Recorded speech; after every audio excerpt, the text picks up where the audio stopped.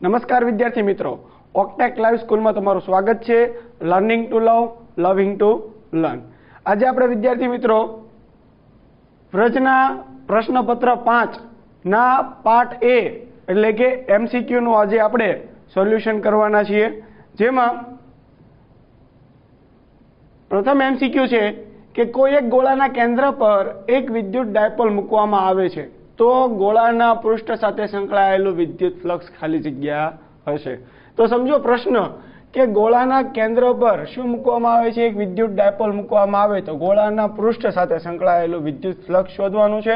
તો આપણો આ ગોળો છે, એ ગોળાના કેન્દ્ર પર એટલે કે આ સમજી લો કે એનું કેન્દ્ર છે, તો એ કેન્દ્ર પર શું મૂકવામાં આવે છે? વિદ્યુત ડાયપોલ. તો આપણે જાણીએ છીએ કે વિદ્યુત ડાયપોલમાં એક ધન વિદ્યુત ભાર હોય અને એક ઋણ વિદ્યુત ભાર હોય. તો વિદ્યુત ડાયપોલ પરનો કુલ વિદ્યુત ભાર કેવો થાય? 0 થાય, બરાબર. તો આ પૃષ્ઠ વડે ઘેરાતો કુલ વિદ્યુત ભાર કેટલો છે? 0 છે. તો flux ϕ sigma q upon epsilon naught ગાઉસના નિયમ અનુસાર. તો કુલ વિદ્યુત ભાર કેટલો છે? 0 છે. તો Q ઇઝ 0. તો સંકળાયેલું ફ્લક્સ પણ કેટલું થશે? 0. અહીંયા 0 મૂકશો એટલે, બરાબર.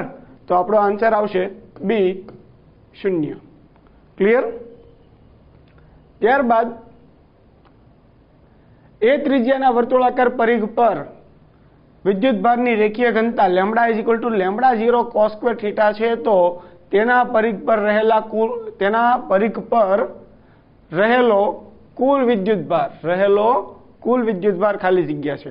સમજો કે એક એ ત્રિજ્યાનું વર્તુળાકાર છે. એ ત્રિજ્યાનું શું છે? એક વર્તુળાકાર છે. આ પ્રમાણે ત્રિજ્યા એ છે. ઓકે. હવે એની વિદ્યુત ભારની રેખીય ઘનતા આપણને આપેલી છે. Lambda is equal two lambda 0 cos square theta છે. તો તેના પરિઘ પરનો કુલ વિદ્યુત ભાર, તો આ જે ગોળો જે છે એના પરિઘ પરનો આપણે કુલ વિદ્યુત ભાર શોધવાનો છે, બરાબર. તો આ પરિઘ પર રહેલો કુલ વિદ્યુત ભાર શોધવો છે. તો જો આપણે શું કરીએ કે આ જે ગોળો જે છે એના ઉપર આપણે એક L લંબાઈનો એક સૂક્ષ્મ ખંડ વિચારી લઈએ. અહીંયા શું વિચારી લઈએ આપણે? આ dl લંબાઈનો એક સૂક્ષ્મ ખંડ વિચારીએ. તો આ dl લંબાઈના સૂક્ષ્મ ખંડ ઉપર વિદ્યુત ભાર કેટલો હશે? dq જેટલો હશે, બરાબર. અને આ જે સૂક્ષ્મ ખંડ છે એને આ ગોળાના કેન્દ્ર સાથે બનાવેલો ખૂણો કેટલો હશે? d થીટા જેટલો હશે, બરાબર. તો આપણે શું મેળવવું છે એ જુઓ કે આપણે કુલ વિદ્યુત ભાર મેળવવો છે. તો રેખીય વિદ્યુત ભાર ઘનતા એટલે કે જો અહીંયા વિદ્યુત ભાર કેટલો હશે? આ dl જેટલો સૂક્ષ્મ ખંડ છે ત્યાંનો વિદ્યુત ભાર આપણે કેટલો લખી શકીએ? તો કે ભાઈ dq is equal two lambda into dl જેટલો લખી શકીએ, બરાબર. તો લેમ્બડા આપણી પાસે છે એ અહીંયા મૂકીએ. તો શું છે? Lambda 0 cos square theta into dl. Clear? હવે જો આ ખૂણો d થીટા છે તો ખૂણો બરાબર શું લખી શકીએ? ચાપના છેદમાં ત્રિજ્યા. તો ચાપ કેટલી છે? તો ચાપ છે dl લંબાઈની, એટલે dl અપોન ત્રિજ્યા, ગોળાની ત્રિજ્યા કેટલી છે? a. તો dl બરાબર આપણે શું લખી શકીએ? તો dl બરાબર લખી શકીએ a ઇન્ટુ d થીટા લખી શકીએ. એને અહીંયા મૂકીએ તો આપણને કેવું દેખાય? Lambda 0 cos square theta into, જો આ એને આગળ જ લખી દઈએ આપણે, એટલે એને આપણે આગળ મૂકી દઈએ એટલે આપણને સરળતા.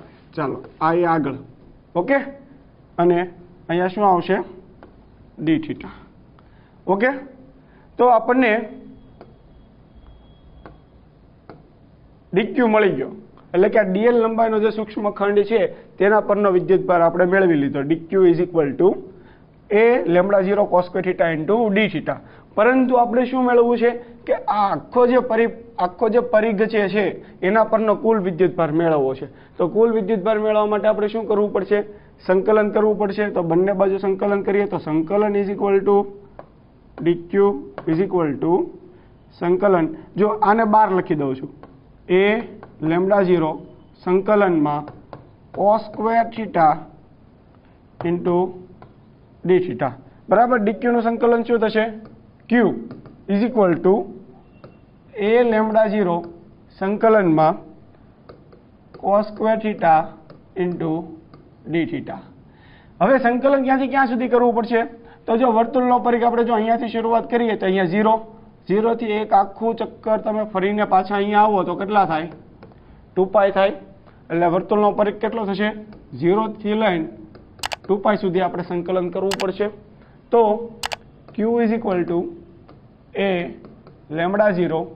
ચાલો આપણે એક કામ કરીએ, 0 થી 2π cos સ્ક્વેર થીટાનું શું થાય? તો cos સ્ક્વેર થીટાનું થાય 1 plus cos 2 theta by 2 into D theta, આવું થશે. તો અહીંયા આપણે શું લખી શકીએ? q ઇઝ ઇક્વલ ટુ, તો q is equal to a lambda 0. આપણે જો આ પદ આપણે છૂટા પાડી દઈએ. જો સંકલનમાં 0 થી 2π, આ શું 1/2 અને ડી થીટા વત્તા સંકલનમાં 0 થી 2π આનું શું થશે? cos 2 theta divide by 2 into D theta, આવું મળશે આપણને. તો આપણે q ઇઝ ઇક્વલ ટુ શું લખી શકીએ? એ લેમ્બડા 0. ચાલો હવે 1/2 નો જો ડી થીટાનું શું થશે? આ 1/2 તો અચળ, ડી થીટાનું સંકલન શું થશે? થીટા. આ 1/2 એટલે આ આપણું થશે થીટા બાય 2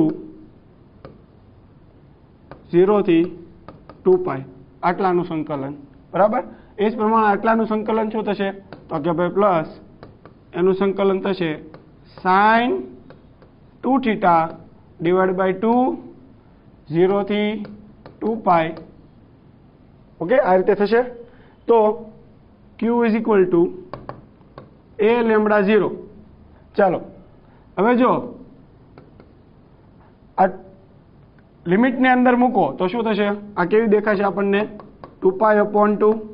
0 તો 0 થઈ જશે એટલે એ નથી મૂકતો. ઓકે, પ્લસ ચાલો હવે sin 2π કેટલા થઈ જાય? જો sin તમે અહીંયા મૂકો તો sin 2π 2 એટલે 4π થઈ જાય. sin 4π પણ કેટલા થાય? 0 થાય, બરાબર. એટલે આ પદ જ આખું કેવું થઈ જશે? 0 થઈ જશે, બરાબર. તો અહીંયા આ 2 કેન્સલ થશે, બરાબર. અને અહીંયા a છે, અહીંયા આપણો a છે. ઓકે, તો આપણો ફાઇનલ આન્સર શું આવશે? તો આપણો final answer q is equal to a lambda 0 પાઈ, એટલે કે પરિઘ પરનો કુલ વિદ્યુતભાર કેટલો હશે? એ લેમ્બડા 0 પાઈ જેટલો છે. અહીંયા જો સી એ લેમ્બડા 0 પાઈ, એટલે આપણો સાચો આન્સર શું આવશે? સી. ક્લિયર?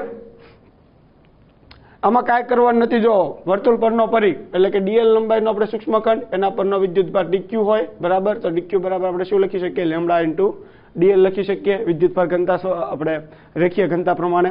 તો લેમ્બડાની વેલ્યુ આપણે મૂકી દીધી, બરાબર. લેમ્બડાની વેલ્યુ મૂકી અને ખૂણો d theta is equal to શું થાય? Dl by a. તો dl is equal to a theta, a d theta, એ આપણે અહીંયા મૂકી દીધા, બરાબર. અને પછી આપણે સંકલન કરીએ અને પછી ગણતરી કરીએ તો આપણો આન્સર શું આવશે? q is equal to a lambda 0 pi. Clear? એટલે આપણો આન્સર આવશે સી. ત્યારબાદ એક ધાતુની તટસ્થ પ્લેટ પરથી 10⁻⁹ ઇલેક્ટ્રોન દૂર કરવામાં આવે તો તેના પર કેટલા કુલમ વિદ્યુતભાર હશે? કેટલા ઇલેક્ટ્રોન દૂર કરવામાં આવે છે? n બરાબર 10⁻⁹ જેટલા. 10⁻⁹ જેટલા ઇલેક્ટ્રોનને શું કરવામાં આવે? દૂર કરવામાં આવે તો તેના પર વિદ્યુતભાર કેટલો હશે? તો q ઇઝ ઇક્વલ ટુ શું થાય? ne 10 × 19 અને e કેટલો? 1.6 × 10⁻⁹ આ કેન્સલ, તો q ઇઝ ઇક્વલ ટુ 1.6, બરાબર. આપણો આન્સર આવશે બી, 1.6 કુલમ. ક્લિયર? એક વિદ્યુત ડાયપોલના નિયમિત ચુંબકીય ક્ષેત્રમાં વિદ્યુત ક્ષેત્રને સમાંતર મૂકેલ છે તો નીચેનામાંથી કયું વિધાન શોધી કાઢો, નીચેનામાંથી સાચું વિધાન શોધી કાઢો. જો એક વિદ્યુત ડાયપોલ નિયમિત વિદ્યુત ક્ષેત્રને સમાંતર મૂકેલી છે તો નીચેનામાંથી સાચું વિધાન શોધી કાઢો. તો જો આપણને શું કીધેલું છે, એક સમાન ચુંબકીય ક્ષેત્ર છે, બરાબર, એની અંદર એક વિદ્યુત ડાયપોલ મૂકેલી છે, ચુંબકીય વિદ્યુત ક્ષેત્રને સમાંતર મૂકેલી છે. ડાયપોલને કેવી રીતે મૂકેલી છે? વિદ્યુત ક્ષેત્રને સમાંતર. જો વિદ્યુત ક્ષેત્ર કઈ દિશામાં છે? ધનથી ઋણ દિશામાં, બરાબર, અને અહીંયા માઇનસ ઋણ. તો આ ડાયપોલ, તો ડાયપોલની દિશા કઈ દિશામાં હોય? ઋણ વિદ્યુત ભારથી ધન વિદ્યુત ભાર તરફ. એટલે કે ડાયપોલ મોમેન્ટ P ની દિશા અને વિદ્યુત ક્ષેત્ર E ની દિશા બંને કેવી છે? સમાન છે, બરાબર. તો ડાયપોલ એટલે કે ડાયપોલને જ્યારે વિદ્યુત ક્ષેત્રની દિશામાં ગોઠવવામાં આવે ત્યારે તેના ઉપર લાગતું બળ F કેટલું હોય? 0 હોય. અને તેના ઉપર લાગતું ટોર્ક પણ કેટલું હોય? 0 હોય. જ્યારે ડાયપોલને વિદ્યુત ક્ષેત્રને સમાંતર મૂકવામાં આવે ત્યારે. ઓકે, તો આપણો આમાં આન્સર આવશે સી. આપણો આન્સર આવશે સી, કે ડાયપોલ પર લાગતું ચોખ્ખું બળ અને ટોર્ક કેવું હોય? 0 હોય. ત્યારબાદ ડાયપોલથી ઉદ્ભવતા વિદ્યુત ક્ષેત્ર ખાલી જગ્યાના સમપ્રમાણમાં હોય છે. જો ડાયપોલથી ઉદ્ભવતું વિદ્યુત ક્ષેત્ર, તો ડાયપોલથી ઉદ્ભવતું વિદ્યુત ક્ષેત્ર, તો એના માટે બે સૂત્ર છે કે ડાયપોલની અક્ષ પર ઉદ્ભવતું વિદ્યુત ક્ષેત્ર E = શું થાય? તો કે ભાઈ 2kp/r3, અને વિષુવવૃત્ત ઉપર ઉદ્ભવતું વિદ્યુત ક્ષેત્ર E = શું લખી શકીએ? kp/r3. તો જો અહીંયા પણ વિદ્યુત ક્ષેત્ર કોના? 1/r³ ના સમપ્રમાણમાં. અહીંયા પણ વિદ્યુત ક્ષેત્ર કોના સમપ્રમાણમાં છે? 1/r³ ના સમપ્રમાણમાં છે, બરાબર. તો આપણો આન્સર શું આવશે? કે વિદ્યુત ક્ષેત્ર 1/r³ ના સમપ્રમાણમાં હોય, એટલે આપણો જવાબ આવશે બી. ક્લિયર? ત્યારબાદ જો કુલમ્બ સ્ક્વેર ઇન્ટુ મીટર પર ન્યૂટન એ ખાલી જગ્યાનો એકમ છે, તો હવે આપણને ખબર હોવી જોઈએ કે જો આ પેલું શું છે? પોલારાઇઝેબિલિટી. બીજું શું છે? Dipole moment. તો જો ડાયપોલ મોમેન્ટનો એકમ શું થાય? તો કે ભાઈ ડાયપોલ મોમેન્ટનો એકમ કુલમ્બ ઇન્ટુ મીટર થાય. ત્યારબાદ ડાઇલેક્ટ્રિક સસેપ્ટિબિલિટીનો એકમ શું થાય? તો ડાઇલેક્ટ્રિક સસેપ્ટિબિલિટીનો એકમ થાય કુલમ્બ સ્ક્વેર પર ન્યૂટન ઇન્ટુ મીટર સ્ક્વેર. આપણને એકમ ખબર હોવો જોઈએ. ત્યારબાદ માધ્યમની પરમિટિવિટીનો પણ એકમ શું થશે? તો એ પણ થશે કુલમ્બ સ્ક્વેર પર ન્યૂટન મીટર સ્ક્વેર. ઓકે, તો બંને, તો જો આ ત્રણેય આવી ગયા, બરાબર, ત્રણેયના એકમ ખબર છે, તો બાકી કોણ રહ્યું? પોલરાઇઝેબિલિટી. તો આ એકમ કોનો થશે? પોલરાઇઝેબિલિટીનો એકમ થશે. એટલે કે આપણો આન્સર આવશે એ. ક્લિયર? ત્યારબાદ 4 માઇક્રોફેરાડે અને 6 માઇક્રોફેરાડે કેપેસિટરને શ્રેણીમાં જોડીને 100 વોલ્ટ લગાડેલ છે. આ તંત્રમાં સંગ્રહ પામેલી ઉર્જા કેટલી હશે? જો બે કેપેસિટરો છે, એ બંને કેવા જોડેલા છે? 100 વોલ્ટ શ્રેણીમાં જોડેલા છે, અને એની સાથે કેટલું વિદ્યુત સ્થિતિમાન લગાવેલો? 100 વોલ્ટ લગાડેલ છે. તો તંત્રમાં શું કીધું? તંત્ર કીધું છે. શું કીધું છે? તંત્રમાં સંગ્રહ પામતી ઉર્જા કેટલી હશે? તો જો આ બંને કેપેસિટરને શ્રેણીમાં જોડવામાં આવે, એટલે કે C1 = 4 માઇક્રોફેરાડે અને C2 = 6 માઇક્રોફેરાડે, બરાબર. હવે બંનેને જો શ્રેણીમાં જોડવામાં આવે તો આપણે શું લખી શકીએ? કે સમતુલ્ય કેપેસિટન્સ CS = સિરીઝમાં, એટલે તો આપણે શું લખી શકીએ? C1 × C2/C1 + C2. એટલે આ કેટલા થશે? 4 × 6 ભાગ્યા 4 + 6, બરાબર. એટલે 6 × 24, 24/10. એટલે સમતુલ્ય કેપેસિટન્સ CS આપણને કેટલો મળશે? 2.4 માઇક્રોફેરાડે. હવે આપણે તંત્રની અંદર સંગ્રહ પામેલી ઉર્જા શોધવી છે. તો ઉર્જા U = 1/2 CV². કેપેસિટરની અંદર સંગ્રહ પામતી ઉર્જા 1/2 CV². તો આપણે સમતુલ્ય કેપેસિટન્સ મેળવી લીધો છે, એટલે અહીંયા યસ આવશે. તો સમતુલ્ય કેપેસિટન્સ આપણે મેળવી લીધો છે, તો 1/2 C આપણી પાસે છે 2.4 × 10⁻⁻6 ઇન્ટુ વી આપણી પાસે છે ક્યાંય ગયો વી આપણને આપેલો છે જો વી બરાબર કેટલા આપેલા છે 100 વોલ્ટ તો અહીંયા પણ 100 નો વર્ગ થશે બરાબર તો આ તમારો જવાબ આવશે 1.2 × 10⁻². ઓકે જૂલ તો આપણો આન્સર શું આવશે જો ડી જવાબ આવશે 1.2 × 10⁻². ક્લિયર? ત્યારબાદ તમને n અવરોધ આપેલા છે દરેક અવરોધનું મૂલ્ય સ્મોલ r ઓહમ છે પ્રથમ તેમને શક્ય લઘુત્તમ અવરોધ મેળવવા માટે જોડવામાં આવે છે અને ત્યારબાદ તેમને શક્ય મહત્તમ અવરોધ મેળવવા માટે જોડવામાં આવે છે આ રીતે મળેલ લઘુત્તમ અને મહત્તમ અવરોધનો ગુણોત્તર ખાલી જગ્યા તો આપણને અહીંયા જો n અવરોધો આપેલા છે કેટલા અવરોધો આપેલા છે n અવરોધો આપેલા છે અને દરેક અવરોધનું મૂલ્ય કેટલું આપેલું છે સ્મોલ r આપેલું છે બરાબર તો પહેલા એને શું કીધેલું છે કે આ જે n અવરોધો છે એને લઘુત્તમ અવરોધ મેળવવા માટે જોડવામાં આવે લઘુત્તમ અવરોધ ક્યારે મળે કે જ્યારે એને સમાંતરમાં જોડવામાં આવે આ n અવરોધો જે છે એને કેવી રીતે જોડવામાં આવે સમાંતરમાં જોડવામાં આવે ત્યારે લઘુત્તમ ત્યારે સમતુલ્ય રેઝિસ્ટન્સ કેટલો મળશે આપણને લઘુત્તમ મળશે તો આપણે લઘુત્તમ માટે પહેલા લખી નાખીએ તો લઘુત્તમ માટે r પેરેલલ એટલે કે બધા જ અવરોધોને કેવા જોડવામાં આવે સમાંતરમાં જોડવામાં આવે તો સમાંતરમાં જોડવામાં આવે તો એનો સમતુલ્ય રેઝિસ્ટન્સ કેટલો લખી શકીએ આપણે તો r 1/r is equal two 1/r1 plus 1/r plus 1/r plus up to કેટલા n અવરોધ સુધી તો n અવરોધ સુધી એટલે શું થશે n/r થશે તો rp બરાબર આપણે શું લખી શકીએ r/n બરાબર અને ત્યારબાદ શું કીધું છે કે મહત્તમ અવરોધ મેળવવા માટે જોડવામાં આવે મહત્તમ અવરોધ માટે જોડવું એટલે મહત્તમ ક્યારે મળે કે જ્યારે બધા અવરોધોને શ્રેણીમાં જોડવામાં આવે સિરીઝમાં જોડવામાં આવે એટલે કે r s is equal two r plus up to nr સુધી ક્લિયર તો સિરીઝ r s માટે શું મળશે nr મળશે બરાબર તો આપણે ગુણોત્તર મેળવવાનો છે લઘુત્તમ અને મહત્તમનો તો આ કયો છે લઘુત્તમ અને આ કયો મળ્યો આપણને મહત્તમ ઓકે તો બંનેનો આપણે ગુણોત્તર લખી દઈએ તો rp/rs is equal two r/n/nr okay તો r કેન્સલ થઈ જશે તો આ ગુણોત્તર આપણને કેટલો મળશે 1/n².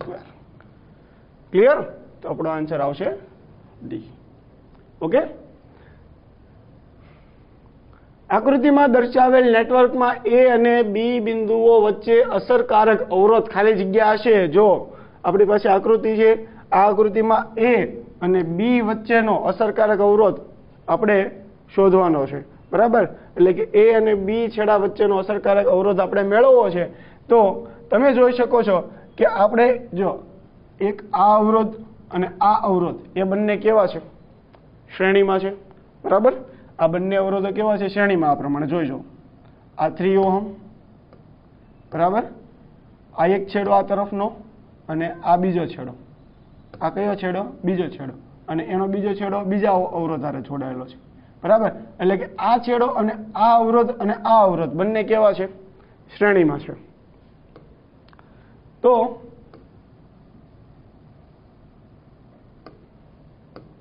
આપણે શું લખી શકીએ કે જો આ બંને કેવા હોય શ્રેણીમાં હોય તો તેનો સમતુલ્ય અવરોધ આપણને કેટલો મળશે 3 + 3 6 મળશે બરાબર હવે આનો સમતુલ્ય અવરોધ આપણને કેટલો મળી ગયો આ પ્રમાણે 6 બરાબર 6 ઓહમ હવે જો આ અવરોધ અને આ અવરોધ એ બંને કેવા આવશે એકબીજાને સમાંતરમાં આવે છે બરાબર તો હવે આ બંને અવરોધ એકબીજાને સમાંતર આવે તો તેનો સમતુલ્ય અવરોધ કેટલો થશે તો તેનો સમતુલ્ય અવરોધ થશે 6 × 6 / 6 + 6 બરાબર એટલે કે 36/12 એટલે આ કેટલો થશે 3 થશે બરાબર તો હવે આ બંનેનો સમતુલ્ય અવરોધ આપણને કેટલો મળ્યો? આનો અને આનો સમતુલ્ય અવરોધ કેટલો મળ્યો? 3 મળ્યો, બરાબર. હવે એ 3 ઓહમ, એ જે 3 ઓહમ આપણને મળશે એ આ છેડા સાથે હવે કેવો આવશે? પાછો શ્રેણીમાં આવશે, બરાબર. તો પાછો શ્રેણીમાં આવશે તો એનો સમતુલ્ય અવરોધ કેટલો થશે?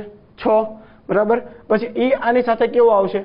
સમાંતરમાં, તો એનો સમતુલ્ય અવરોધ પાછો કેટલો થશે? 3 થશે, બરાબર. એ 3 ઓહમ આની સાથે શ્રેણીમાં આવશે તો એનો સમતુલ્ય અવરોધ હવે કેટલો થશે? પાછો 6 થશે, બરાબર. અને એ 6 આની સાથે પાછો કેવો આવશે? સમાંતરમાં આવશે. તો સમાંતરમાં આવશે તો આનો સમતુલ્ય અવરોધ પાછો કેટલો થશે? 3 થશે. હવે એ 3 આની સાથે પાછો શ્રેણીમાં આવશે તો તેનો સમતુલ્ય અવરોધ કેટલો થશે? 6 થશે, બરાબર. હવે એ 6 એટલે કે હવે આ જે 6 આવ્યું, બરાબર, 6 ઓહમ આવ્યું, એ હવે આની સાથે કેવું આવશે? સમાંતરમાં આવશે. એટલે હવે આ બંને સમાંતર છે તો એનો સમતુલ્ય અવરોધ આપણને કેટલો મળશે? તો એનો સમતુલ્ય અવરોધ મળશે 6 × 3/6 + 3, એટલે આ થશે આપણો 18/9, એટલે કે 2 ઓહમ. ઓકે, તો આપણો એ અને બી વચ્ચેનો સમતુલ્ય અવરોધ કેટલો મળશે? 2 ઓહમ મળશે. એટલે આપણો આમાં સાચો આન્સર આવશે એ.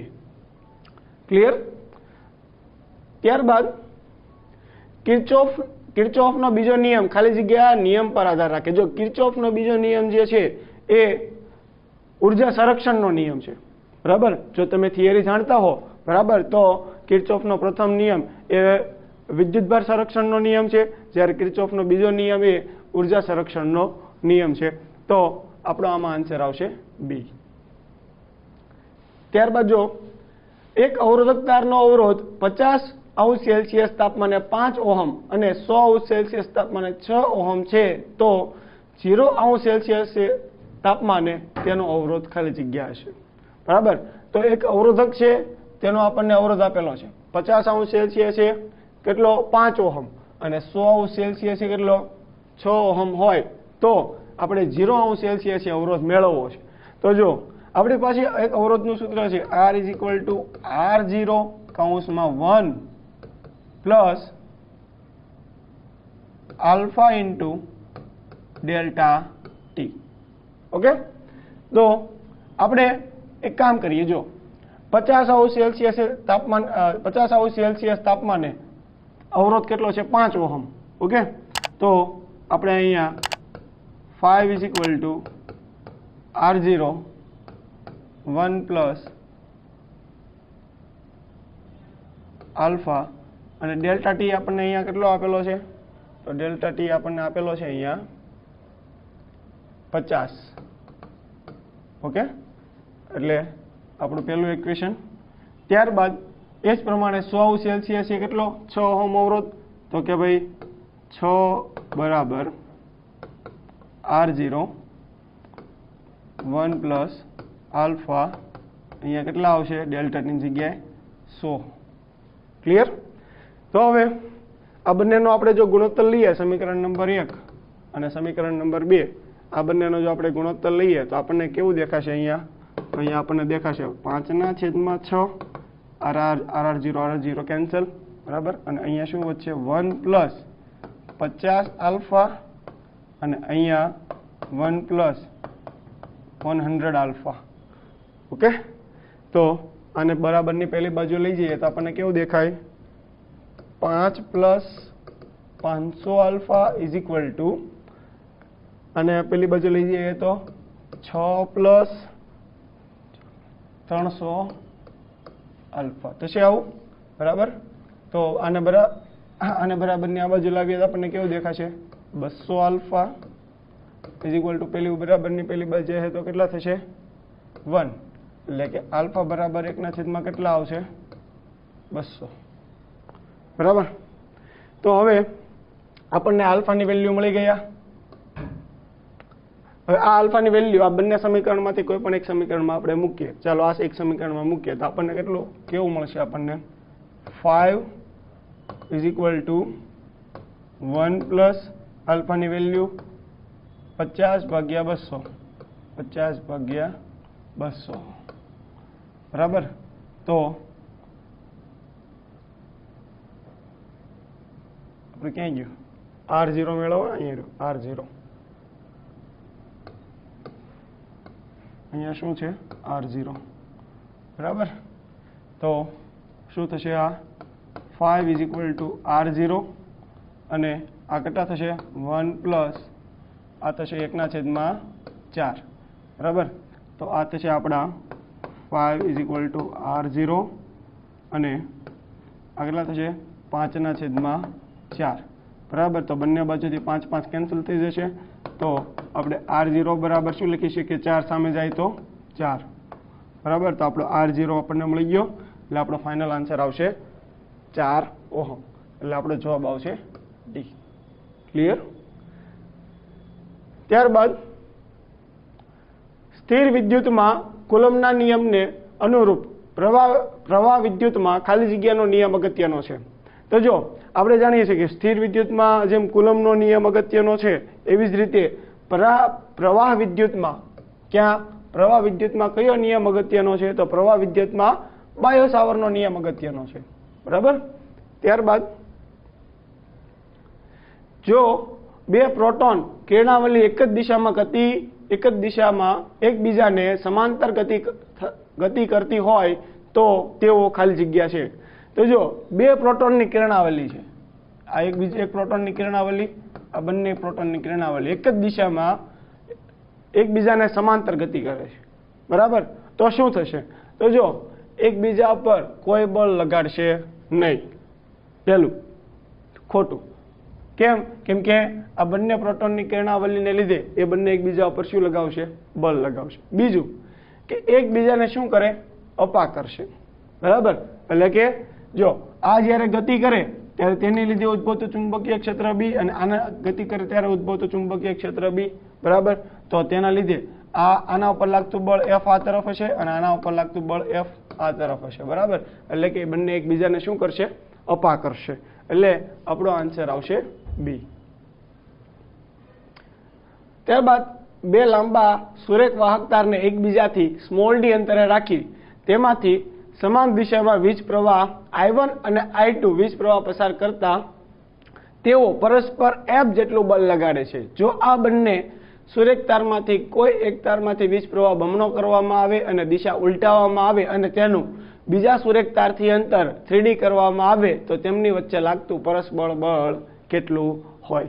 તો પ્રશ્ન આપણને એવો કીધો છે કે બે લાંબા સુરેખ વાહક તારો છે બરાબર. એ બંને એકબીજાને કેવા છે એકબીજાને D જેટલા અંતરે રહેલા છે અને તેમાંથી વિદ્યુત પ્રવાહ પસાર થાય છે કેટલો I1 અને I2. તો આપણી પાસે આ પ્રમાણે બે વાહક તારો છે.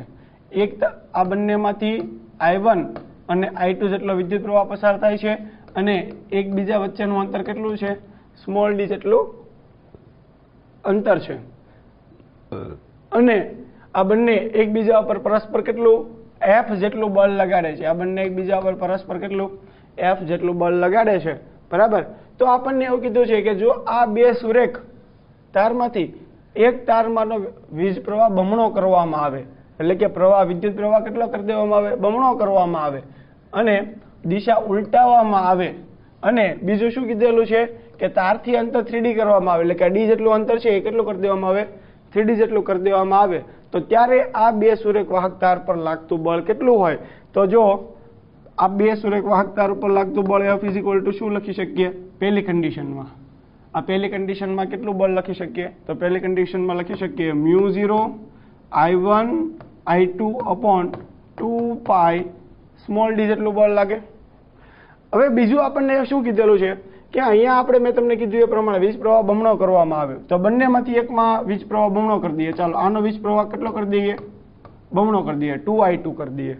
અંતર કેટલું કરી દેવામાં આવે અંતર 3D જેટલું કરી દેવામાં આવે અને પ્રવાહની દિશા કેવી કરી દેવામાં આવે ઉલટી કરી દેવામાં આવે. તો આપણને નવું બળ કેટલું મળશે તો નવું બળ આપણને મળશે F = આપણે લખી શકીએ μ0 I1 પ્રવાહ કેટલો બમણો એટલે અહીંયા આવશે 2I2 અને નીચે 2 પાઈ અને D કેટલો કરવામાં આવે છે જો 3D કરવામાં આવે એટલે 3D. ઓકે. તો F' = આપણે અહીંયા શું લખી શકીએ તો જો μ0 I1 I2 અને 2 પાઈ અને D બરાબર શું લખી શકીએ આપણે F લખી શકીએ. તો અહીંયા F આવશે, આ 2 છે બાકી એ અહીંયા આવશે અને અહીંયા નીચે 3 બાકી છે. તો આપણને નવું બળ કેટલું મળશે? આપણે 2F/3 જેટલું. એટલે આપણો આન્સર આવશે સી. ત્યારબાદ વીજ પ્રવાહ વાહક લૂપને સમાંતર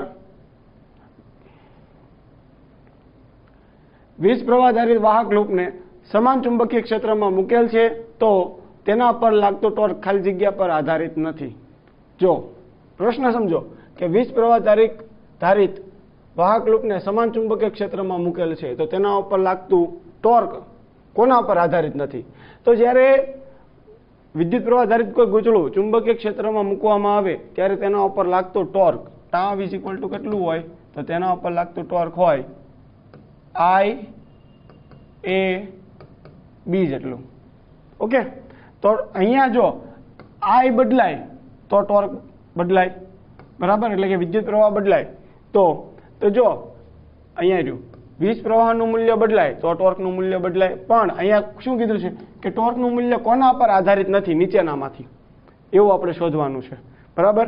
તો જો I બદલાય તો ટોર્ક બદલાય, ક્ષેત્રફળ બદલાય તો ટોર્ક બદલાય, ચુંબકીય ક્ષેત્ર B બદલાય તો ટોર્ક બદલાય. એટલે કે B બદલાય, I બદલાય, લૂપનું ક્ષેત્રફળ બદલાય. તો 3 વસ્તુ બદલાય તો ટોર્ક બદલાય. પરંતુ લૂપનો આકાર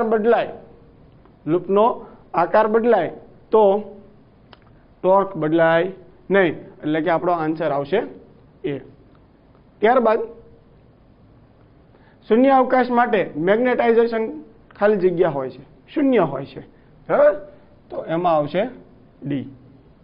ત્યારબાદ એક ટૂંકા એટલે કે શોર્ટ ગજિયા ચુંબકને 0.32 ટેસ્લાના સમાન ચુંબકીય ક્ષેત્રમાં ક્ષેત્ર સાથે 30 ડિગ્રીનો ખૂણો બનાવે તેમ મૂકતા 0.64 જૂલ ટોર્ક અનુભવે તો આ ચુંબકની ચુંબકીય ચાક માત્રા એટલે કે ચુંબકની ડાયપોલ મોમેન્ટ મેળવવાની છે. તો અહીંયા આપણને આપેલું છે ચુંબકીય ક્ષેત્ર B નું મૂલ્ય આપેલું છે 0.32 ટેસ્લા, બરાબર? અને ચુંબકીય ક્ષેત્ર સાથે કેટલા ખૂણે મૂકવામાં આવે? 30 ડિગ્રીના ખૂણે મૂકવામાં આવે તો કેટલું ટોર્ક અનુભવે છે? તો ટોર્ક ટાઉ બરાબર 0.64 જૂલ જેટલું, બરાબર?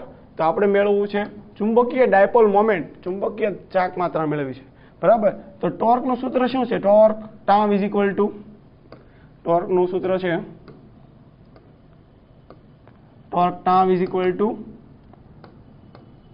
MB sin theta. એટલે કે જ્યારે ચુંબકીય સોયને એટલે કે જ્યારે ચુંબકને સમાન ચુંબકીય ક્ષેત્રમાં મૂકવામાં આવે ત્યારે ચુંબક પર લાગતું torque tau is equal to MB sin theta. તો આપણે M શોધવો છે. શું શોધવો છે? M શોધવો છે. તો M ઇઝ ઇક્વલ ટુ શું થશે? Torque tau upon B sin theta. તો ટોર્કની વેલ્યુ આપણને આપેલી છે 0.64, બીની વેલ્યુ 0.32 અને સાઇન થીટા કેટલો છે? 30. એટલે કે સાઇન 30 કેટલા થાય? 1/2. એટલે સીધા અહીંયા મૂકી દઈએ 1/2.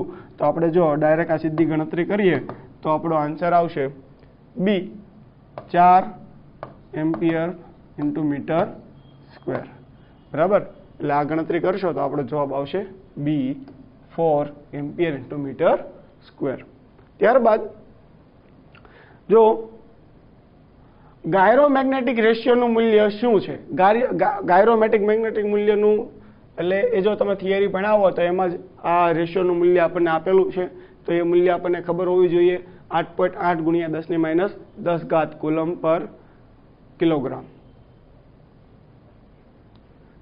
ત્યારબાદ એક ગૂંચળામાં 0.5 સેકન્ડમાં વિદ્યુત પ્રવાહ સમાન દરથી બદલાઈને +2 એમ્પિયરથી -2 એમ્પિયર થાય છે અને 8 વોલ્ટ જેટલું EMF પ્રેરિત થાય છે. તો આ ગૂંચળાનું આત્મપ્રેરકત્વ ખાલી જગ્યા છે. તો તમે જો આપણને કેટલા સમયમાં પ્રવાહ બદલાય છે? 0.5 સેકન્ડમાં, બરાબર? તો શું મેળવવાનું કીધું છે એ જોઈ લો. આપણે આત્મપ્રેરકત્વ મેળવવું છે.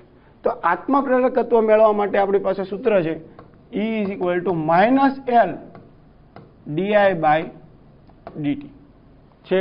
તો આપણે આત્મપ્રેરકત્વ એટલે કે L મેળવવો છે. તો L બરાબર આપણે શું લખી શકીએ? L બરાબર લખી શકીએ -E into D T upon D I આવું લખી શકીએ. તો આપણી પાસે શું શું છે કે આ વિદ્યુત પ્રવાહ બદલાય છે, એટલે કે ડીટી આપણને આપેલો છે, સમય વિદ્યુત પ્રવાહ બદલાય છે કેટલા સમયમાં? 0.05 સેકન્ડમાં. ક્યાંથી ક્યાં સુધી બદલાય? +2 એમ્પિયરથી -2 એમ્પિયર થાય, એટલે કે ડીટી બરાબર I2 I1. તો I2 કેટલો છે? -2 એમ્પિયર, અને I1 કેટલો છે? +2 એમ્પિયર, બરાબર ને? આ આપણો I1 અને આ આપણો I2. તો આ કેટલા? -4 એમ્પિયર આવશે. આપણે અહીંયા વેલ્યુ મૂકીએ તો આમાં વેલ્યુ મૂકીએ તો પ્રેરિત EMF આપણને આપેલું છે, કેટલું આપેલું છે? 8 વોલ્ટ, એટલે કે E બરાબર 8 વોલ્ટ આપેલું છે. એટલે અહીંયા -8 ગુણ્યા સમય આપણને આપેલો છે 0.05 અને પ્રવાહ આપણને આપેલો છે -4. તો તમે આ ગણતરી કરશો તો L ની વેલ્યુ આપણને મળશે 0.1 હેનરી. ઓકે, સિમ્પલ છે. ઇક્વેશન મૂકશો એટલે આન્સર આવશે.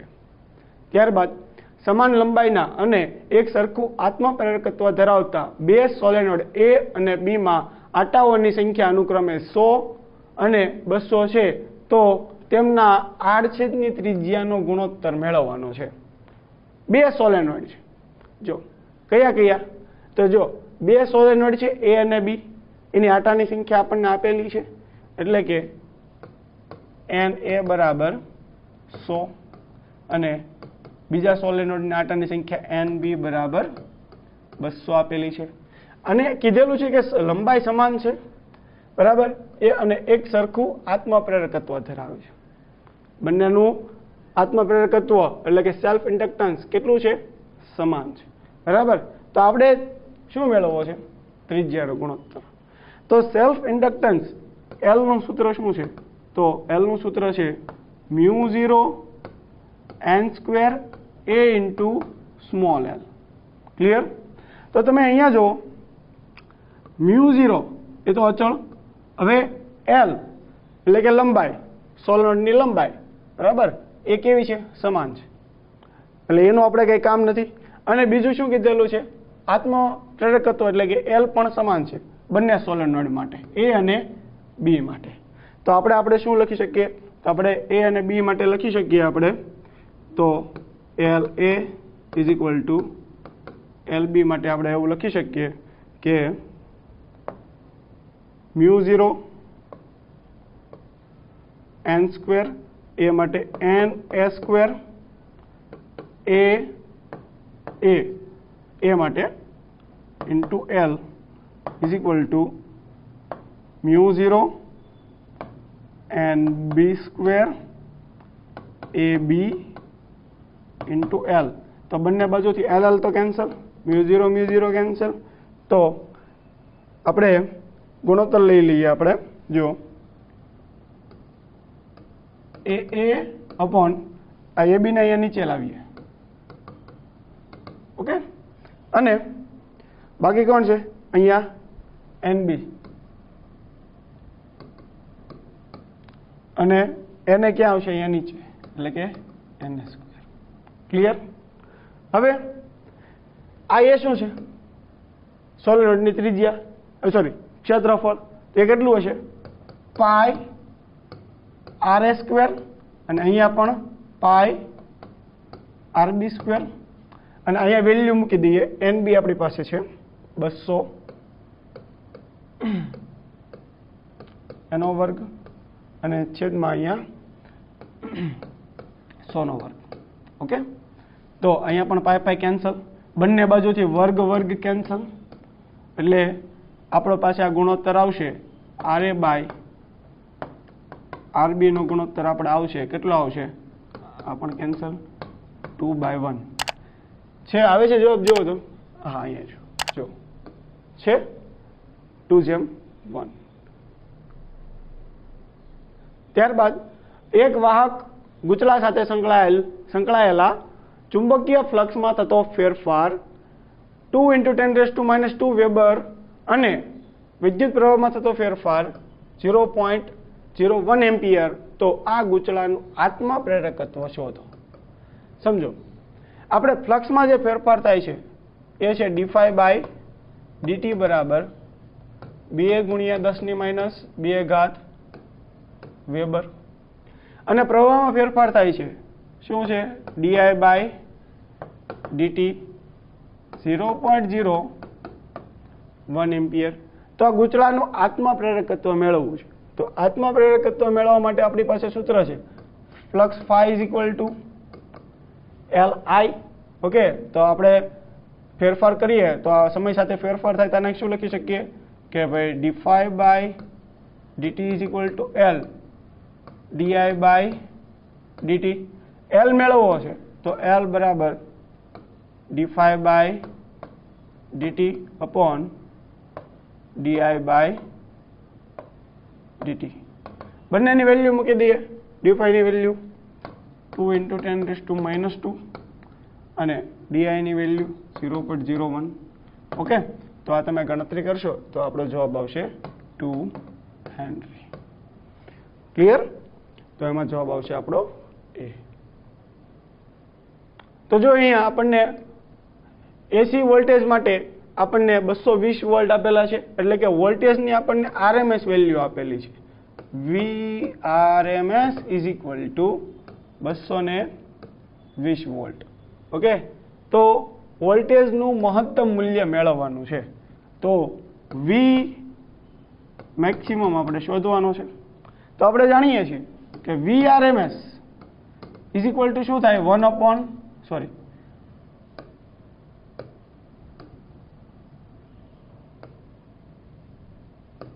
શું થશે?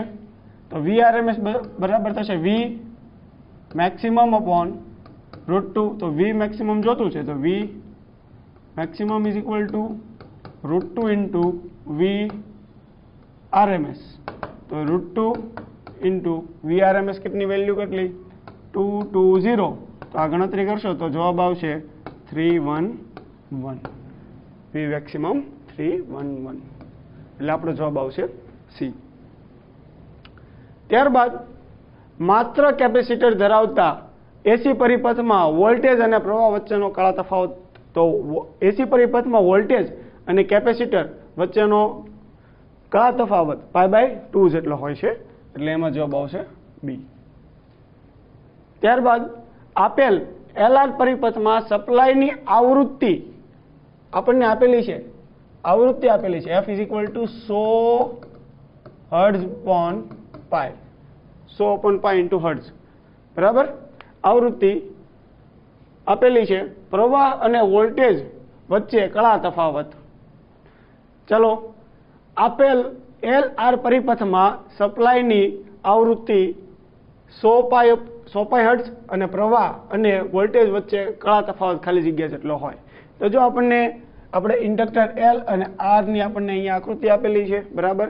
આવૃત્તિ આપણને આપેલી છે F કેટલી છે 100π Hz આપેલી છે. બરાબર? તો આપણે કળા તફાવત શોધવો છે, પ્રવાહ અને વોલ્ટેજ વચ્ચેનો કળા તફાવત. તો એની માટે આપણે આગળ સિમ્પલ સૂત્ર છે કે tan delta = ωL/R. બરાબર? તો ઓમેગાની વેલ્યુ તો આપણે ઓમેગા બરાબર શું લખી શકીએ? તો ઓમેગા બરાબર લખી શકીએ 2πf × L/R. હવે વેલ્યુ મૂકી દઈએ તો tan delta = 2π, પાઈની વેલ્યુ મૂકી દઈએ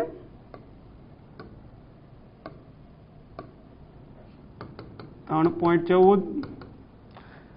F આપણને આપેલો છે અહીંયા 100 એમાં જો પાઈની વેલ્યુ પણ અહીંયા મૂકી દઉં છું 3.14 અને ગુણ્યા L આપણને આપેલો છે, ઇન્ડક્ટર L આપણને આપેલો જો અહીંયા આપેલો કેટલો 0.025 અને છેદમાં R અવરોધ આપણને આપેલો છે 5 ઓહમ. ઓકે, તો આ ગણતરી કરશો તો આ ગણતરી તમારી આવશે 1. આ ગણતરી કેટલી આવશે 1, એટલે કે tan delta = 1. તો ડેલ્ટા કેટલો થશે તમારો 45 ડિગ્રી. ઓકે, તમે આ ગણતરી કરશો તો તમારો આન્સર આવશે 1 અને પછી તમારી અત્યારે ડેલ્ટા કેટલો થશે 45 ડિગ્રી, એટલે આપણો આન્સર આવશે સી. ક્લિયર? ત્યારબાદ લાસ્ટ MCQ, જો વીજી, વીએક્સ અને વીએમ એ અનુક્રમે એક્સ રે, વાય રે, ગેમા રેસ છે. અહીંયા આ ગેમા રેસ, એક્સ રે અને માઇક્રોવેવની અવકાશમાં ઝડપ હોય તો જો એક્સ રે, ગેમા રે અને માઇક્રોવેવની અવકાશમાં ઝડપ કેટલી હોય? એક સમાન જ હોય. બરાબર, એટલે એમાં જવાબ આવશે ડી. બરાબર, એમાં આપણો જવાબ આવશે ડી, એટલે કે આપણો ત્રણેયનો વેગ, એટલે કે ગેમા રે, એક્સ રે અને માઇક્રોવેવ ત્રણેયનો વેગ કેવો હોય? સમાન હોય છે. જો વિદ્યાર્થી મિત્રો અમારો વિડીયો જો તમને ગમ્યો હોય તો પ્લીઝ લાઇક કરો, શેર કરો અને સબસ્ક્રાઇબ કરવું ભૂલતા નહીં.